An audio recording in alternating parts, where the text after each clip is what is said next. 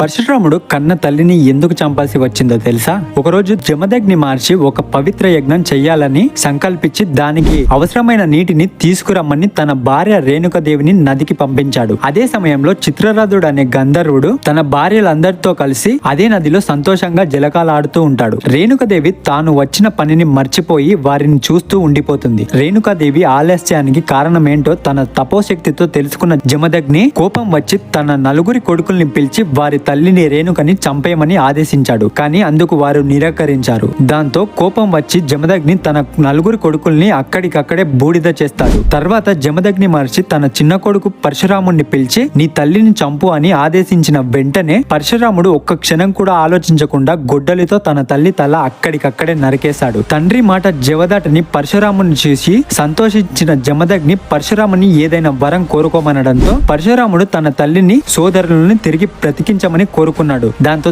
జమదగ్ని వారందరినీ తిరిగి బ్రతికిస్తాడు. జై పరశురామ.